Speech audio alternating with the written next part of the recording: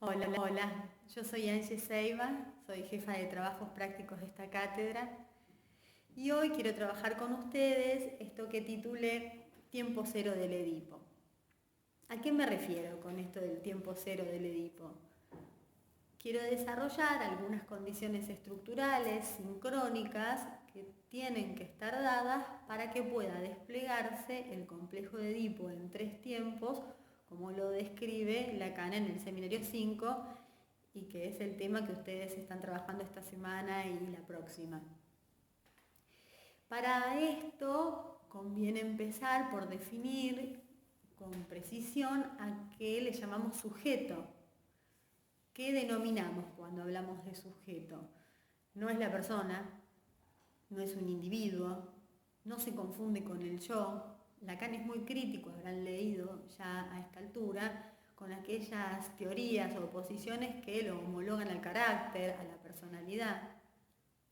Para el psicoanálisis lacaniano, el sujeto es un efecto de lo simbólico, es un efecto de lo que sucede en el juego de los significantes. Depende, dice Lacan, de lo que ocurre en el otro con mayúsculas. En el otro con mayúsculas se va a dar cierta combinatoria de significantes, en particular de las que vamos a hablar hoy, la del complejo de Edipo.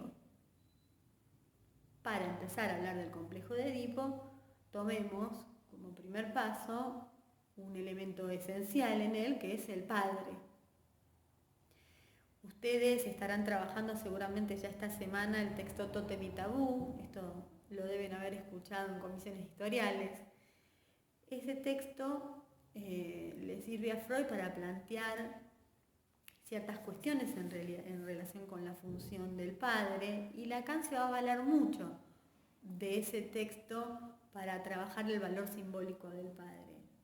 Ustedes saben que ahí lo que se destaca es ese paso decisivo de la horda de hermanos que asesinan al padre, instituyendo una prohibición que es la ley del incesto, la prohibición del incesto. Y además sacralizando el recuerdo de ese padre, convirtiéndolo en tótem. Otra cosa que destaca Freud en el mismo texto es que el padre es sustituible, en principio por el animal totémico, en ese banquete, en esas fiestas religiosas que quedan después del asesinato del padre como un ritual. Pero además, por ejemplo, también prueba en las zoofobias infantiles, como el padre puede ser sustituido por un animal temido, un animal temido. Entonces, Lacan lo que extrae es el estatuto simbólico del padre. Si puede ser sustituido es porque el padre es un significante. Y lo va a llamar nombre del padre, dejando resonar, como se habrán dado cuenta, la religión en esa expresión. Lo que es importante es destacar la relación que tiene este significante con la ley. Dice Lacan que el nombre del padre le da autoridad a la ley. Es un elemento de lo simbólico que autoriza el texto de la ley. Está más allá del texto de la ley, pero le da autoridad. El respeto que los hermanos de esa horda tienen por la prohibición se funda en esa obediencia retroactiva al padre muerto, ¿no? Freud lo explica así. Lacan por eso lo llama significante primordial o significante esencial, porque funda el hecho mismo de que haya ley. En algún lugar Lacan dice que es un significante que está por encima de todos, del conjunto de los significantes, porque vamos a ver que además el nombre del padre le da legalidad a la estructura misma del significante. Si el nombre del padre está inscrito en el otro de lo simbólico, en el otro con mayúscula, este otro no va a ser solamente el tesoro del significante, sino además va a ser el lugar de la ley. Y no va de suyo, porque vamos a ver más adelante que en la estructura psicótica el nombre del padre no está inscrito y esto también tiene consecuencias en ese efecto de sujeto del que les hablaba hace un momento. Yo quisiera revisar con ustedes algunos esquemas que Lacan presenta en el seminario 5. Volvamos a nuestro sujeto. ¿Tienen presente este esquema, el esquema lambda o L? Allí Lacan representa la relación del sujeto con lo imaginario y lo simbólico. En el seminario 5 Lacan lo trae a consideración para decir, fíjense, la referencia está en la página 161 del texto, que todo lo que sucede en S depende de lo que se coloque en A, en el otro con mayúscula. En sí mismo el sujeto es inefable, no hay un significante que represente al sujeto. Lacan dice en este texto es inefablemente estúpido. Les decía al comienzo que el sujeto es efecto de una combinatoria de significantes, los del complejo de Edipo. Aquí los tenemos representados con una M, una P y una N, o sea, la madre, el padre y el niño. Se refiere a ellos como los significantes del amor y la procreación, en un texto que se llama De una cuestión preliminar para todo tratamiento posible de la psicosis, que es de 1958 y que también estoy tomando como referencia. Estos tres significantes son representados en un triángulo, el triángulo simbólico. Fíjense que el sujeto aparece como un cuarto elemento. Lacan dice que juega como el muerto, se está refiriendo a un juego, el bridge, donde alguien puede jugar utilizando las cartas del otro, por eso es el muerto. En una referencia más conocida por nosotros podría ser la del truco. Vieron que uno puede jugar valiéndose de las cartas que le tocaron al compañero. Lacan va a decir que si bien el sujeto entra en el juego como el muerto, va a participar de ese juego con su piel, con sus imágenes. Entonces va a agregar aquí el triángulo imaginario. Destaquemos que estamos acostumbrados a ubicar una dualidad en este registro, A', la pareja especular, la pareja imaginaria. Y aquí, en el seno de lo imaginario, Lacan está proponiendo un tercer término, la imagen fálica.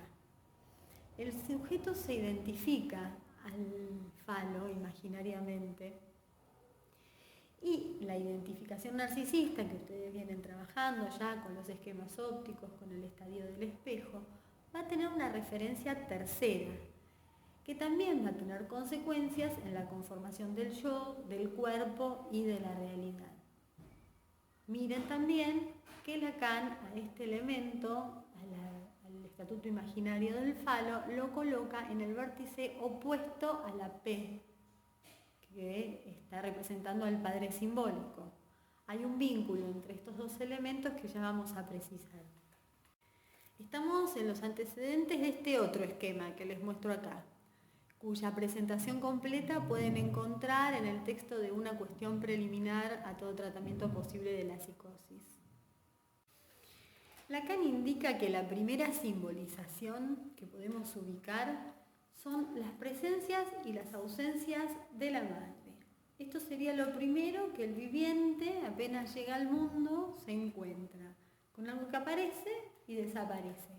Sería la primera oposición significante.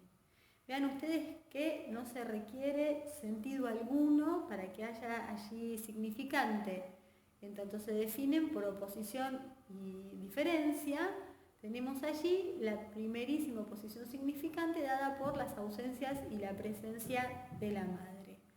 Yo ahora querría compartir con ustedes la lectura de una cita de la página 187 del seminario 5. Leo la parte que está destacada de la cita, el destacado es nuestro. Mediante esta simbolización, el niño desprende su dependencia efectiva respecto del deseo de la madre de la pura y simple vivencia de dicha dependencia y se instituye algo que se subjetiva en un nivel primordial. Esta subjetivación consiste simplemente en establecer a la madre como aquel ser primordial que puede estar o no estar. Vean que allí Lacan está destacando que no se trata solo de una vivencia de esas ausencias o presencias, sino que debe haber una subjetivación, debe instituirse eso que aparece y desaparece, que bien podría ser una máquina que lo está alimentando o lo está abrigando. Eso debe instituirse como un ser, como un otro, que puede estar o no estar, y que además está o no está porque así lo desea. Sigamos leyendo.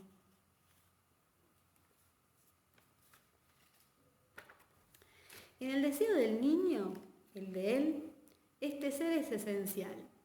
¿Qué desea el sujeto? No se trata simplemente de la petición de los cuidados, del contacto, ni siquiera de la presencia de la madre, sino de la apetición de su deseo. Ese otro primordial, lo que Lacan ubica es que es un deseo, encarna un deseo. A esto lo va a llamar deseo de la madre. Es otro de los elementos simbólicos del Edipo. De ese deseo el sujeto depende. Pero no solamente el sujeto depende de ese deseo, sino que el deseo del sujeto se define en tanto desea el deseo de la madre. Yo esto lo dejo señalado porque seguramente lo van a trabajar con mis colegas que van a desarrollar un poco más los 3 tiempos del Edipo, porque es como objeto de ese deseo de la madre que el niño entra en el primer tiempo del Edipo. Pero lo dejo planteado. Bueno, volvamos a la estructura. Tenemos entonces la primera simbolización. Yo extraño la pizarra, así que vamos a imaginarnos que este PowerPoint es pizarrón.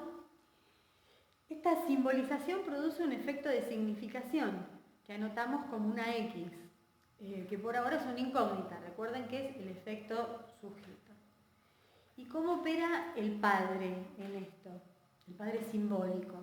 Lacan dice que el padre opera como una metáfora, la metáfora paterna. Una metáfora es la sustitución de un significante por otro que produce una significación novedosa.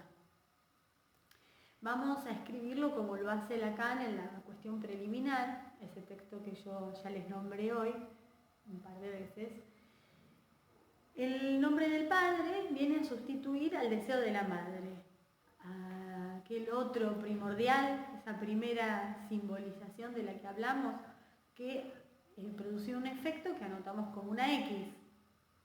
El significado del sujeto, que hasta aquí era una incógnita. Y como efecto de esa sustitución, se produce una nueva significación, la significación fálica. El sujeto entra en la dialéctica del deseo como un objeto, como el objeto de ese otro primordial. Y ese deseo, el deseo del otro, va a estar nombrado, va a estar significado en términos fálicos.